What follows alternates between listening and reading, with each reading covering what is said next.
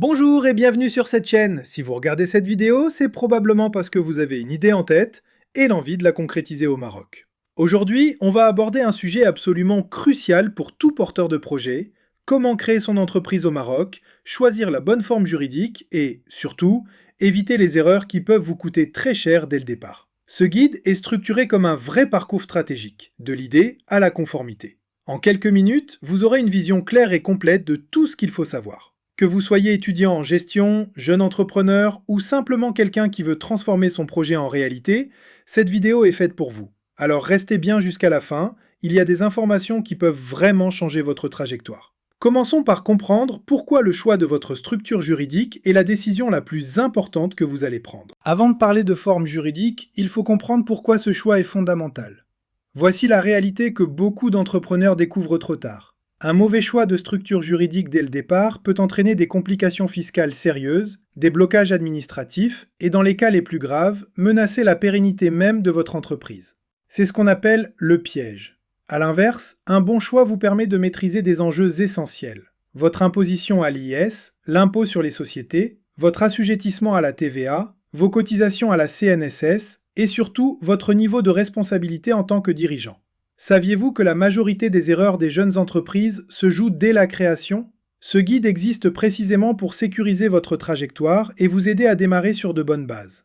Voyons maintenant quelles sont les 3 grandes options qui s'offrent à vous au Maroc. Au Maroc, lorsqu'on veut créer une activité, on a essentiellement 3 grandes voies. Chacune correspond à un profil et à une ambition différente. D'abord, l'auto-entrepreneur. C'est la formule test agile. Elle permet de démarrer vite avec un minimum de formalités. Idéal si vous voulez valider votre idée sans prendre de risques financiers importants. Ensuite, la SARL, la société à responsabilité limitée. C'est ce qu'on appelle le standard PME. C'est la forme la plus utilisée au Maroc pour les projets sérieux avec des associés ou un chiffre d'affaires significatif. Enfin, la SA, la société anonyme. C'est la structure pour les grands projets. Levée de fonds, introduction en bourse, capitaux élevés. On l'appelle le titan parce qu'elle est faite pour les entreprises d'envergure. Comme on dit souvent, choisir, c'est renoncer. Mais surtout, c'est s'adapter à son ambition. Votre choix doit refléter où vous en êtes aujourd'hui et où vous voulez aller demain. Plongeons maintenant dans les détails de chaque structure en commençant par la SARL. La SARL, ou Société à responsabilité limitée,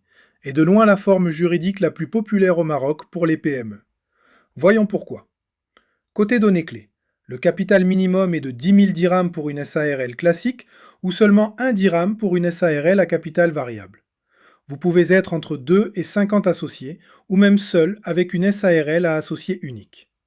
Sur le plan fiscal, la SARL est soumise à l'impôt sur les sociétés, l'IS, calculé sur les bénéfices réalisés. Ces avantages sont solides. Votre patrimoine personnel est protégé car la responsabilité est limitée à vos apports. Et vous bénéficiez d'une crédibilité bancaire et commerciale bien supérieure à celle d'un auto-entrepreneur. Ces inconvénients? Les formalités de création sont plus lourdes et la gestion comptable est obligatoire, ce qui implique généralement les services d'un expert comptable avec les frais que cela représente. Le profil idéal de la SARL: les commerçants, les artisans et toute PME qui souhaite s'associer et construire quelque chose de durable. Voyons maintenant l'alternative plus légère, le statut d'auto-entrepreneur. Le statut auto-entrepreneur a été pensé pour la simplicité et la rapidité. Si vous voulez démarrer une activité sans vous noyer dans les formalités administratives, c'est probablement la voie la plus directe. Côté fiscalité, c'est un régime forfaitaire très avantageux. 1% du chiffre d'affaires brut pour les activités commerciales et industrielles et 2% pour les services. Pas de calcul de bénéfices, pas de déduction complexe, simple et prévisible. Mais il y a une contrainte importante, les plafonds de chiffre d'affaires. 500 000 dirhams pour le commerce et l'industrie, 200 000 dirhams pour les services. Si vous dépassez ces seuils, vous devez basculer vers une autre forme juridique. Les avantages sont nombreux. Inscription gratuite sur autoentrepreneur.ma, pas de comptabilité complexe et affiliation automatique à la CNSS. Vraiment accessible à tous. Mais attention aux inconvénients. Vous restez une personne physique, donc votre patrimoine personnel est engagé. Il n'y a pas de personnalité juridique distincte, ce qui peut limiter votre crédibilité auprès de certains clients ou banques. Profil idéal: les freelances, les étudiants qui se lancent, ou toute personne qui veut tester un marché avant de créer une structure plus formelle. Et pour les projets d'envergure? C'est là qu'entre en scène la société anonyme. La société anonyme, ou SA, c'est la structure des grands projets. Elle est conçue pour accueillir des capitaux importants, des actionnaires multiples et une gouvernance structurée. Les données clés.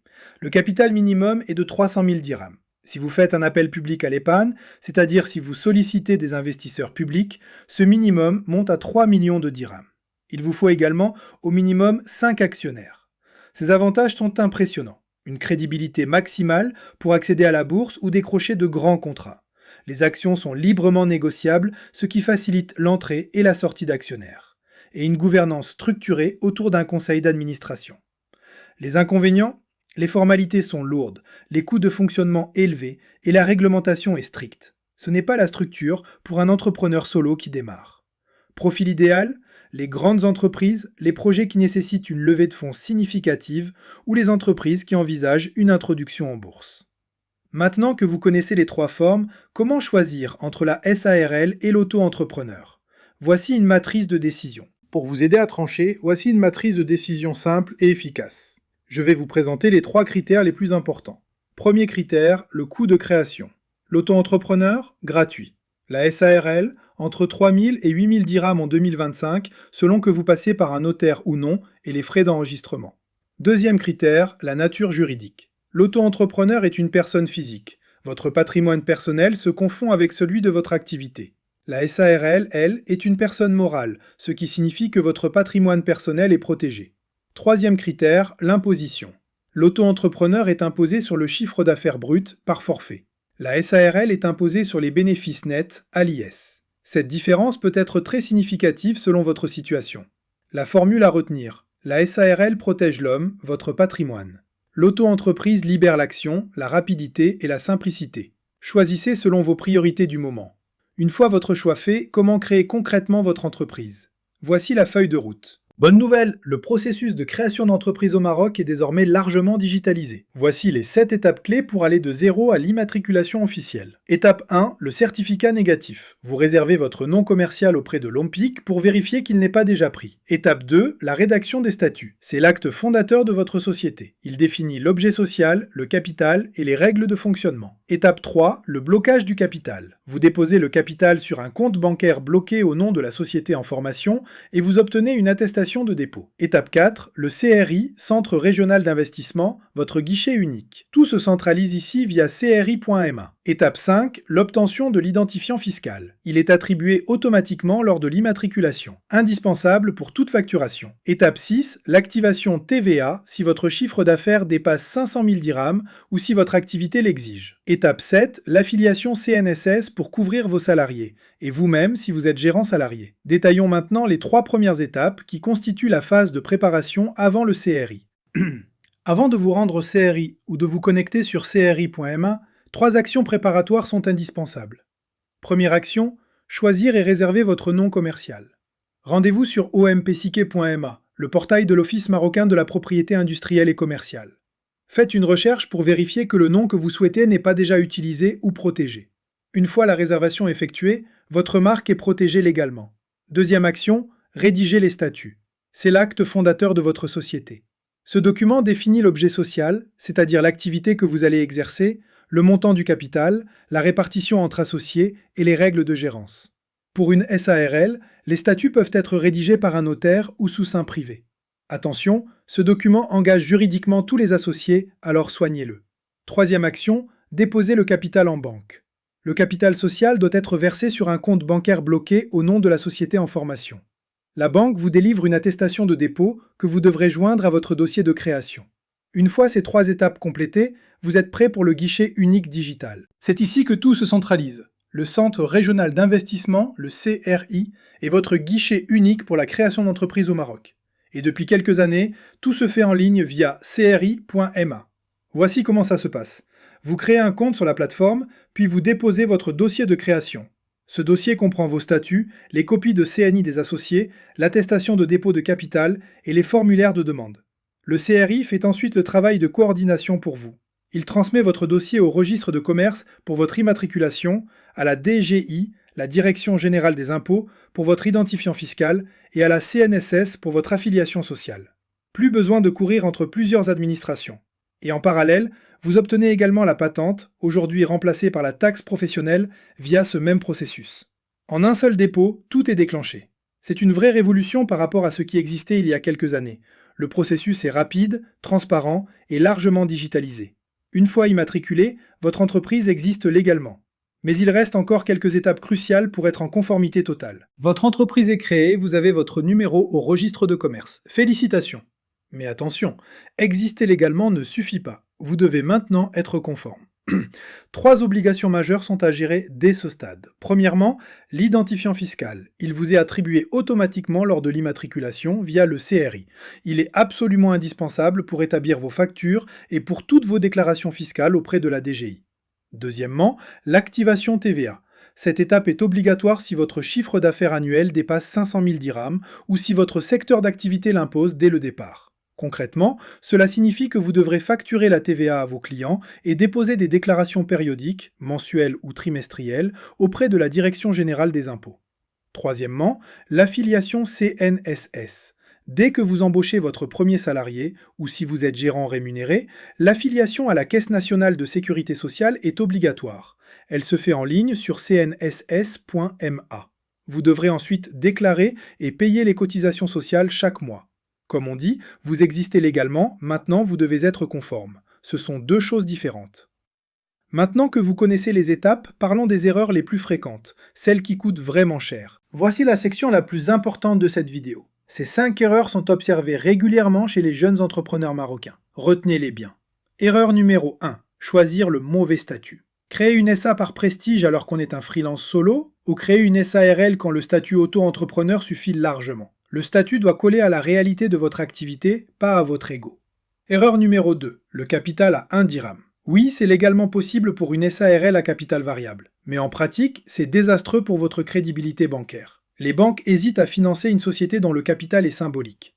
Erreur numéro 3. L'oubli de la TVA. Ne pas s'identifier à la TVA quand vous y êtes obligé expose à des pénalités entre 15 et 25% et à des redressements fiscaux. C'est l'une des sources de contentieux les plus fréquentes avec la DGI.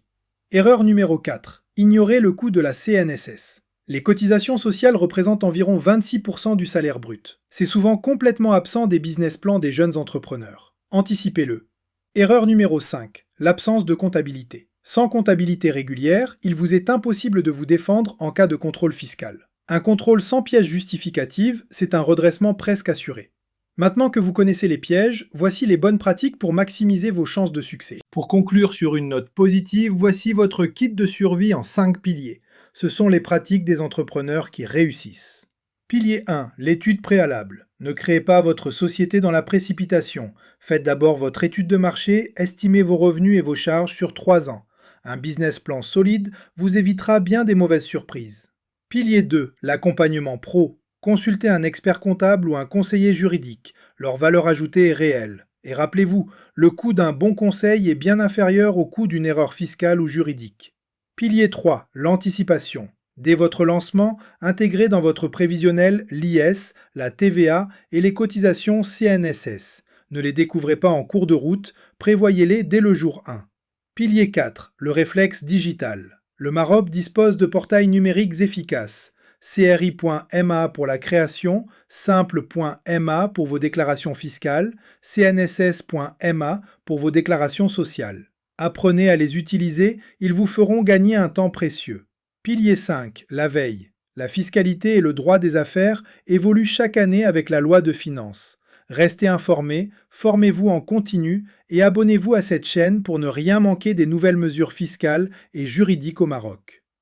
Voici maintenant le récapitulatif essentiel de tout ce qu'on vient de voir. Avant de terminer, voici un récapitulatif ultra rapide de tout ce qu'il faut retenir de cette vidéo. Les formes juridiques, 3 options principales. La SARL, le standard pour la PME.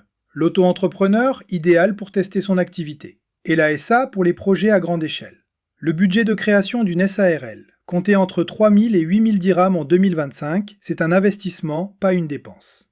Les outils digitaux à connaître absolument. OMPIC pour réserver votre nom commercial, CRI.ma pour l'immatriculation et simple.ma pour vos déclarations fiscales auprès de la DGI. Et la règle d'or à ne jamais oublier. Chaque dirham investi dans un bon conseil vous économise 10 fois plus en pénalités et redressement. L'accompagnement professionnel n'est pas un luxe, c'est un investissement rentable. Une dernière pensée pour vous avant de vous lancer. Voilà, vous avez maintenant une vision complète de la création d'entreprise au Maroc, des formes juridiques jusqu'à la conformité post-immatriculation. Entreprendre au Maroc, c'est possible, et c'est une formidable aventure. Le cadre légal marocain s'est considérablement modernisé ces dernières années pour faciliter la création et la gestion d'entreprises. Les outils digitaux sont là, les procédures sont simplifiées. Mais la réussite ne dépend pas seulement de votre idée, elle dépend surtout de la solidité de vos fondations. Un bon choix juridique, une comptabilité rigoureuse, une anticipation fiscale sérieuse, voilà ce qui fait la différence entre les entreprises qui durent et celles qui disparaissent. Alors agissez avec méthode, entourez-vous des bons partenaires. Et n'hésitez pas à investir dans un bon conseil dès le départ. Si cette vidéo vous a été utile, laissez un commentaire, partagez-la avec quelqu'un qui prépare son projet et abonnez-vous à la chaîne pour recevoir toutes nos prochaines vidéos sur la fiscalité et le droit des affaires au Maroc. À très bientôt et bonne continuation dans votre aventure entrepreneuriale.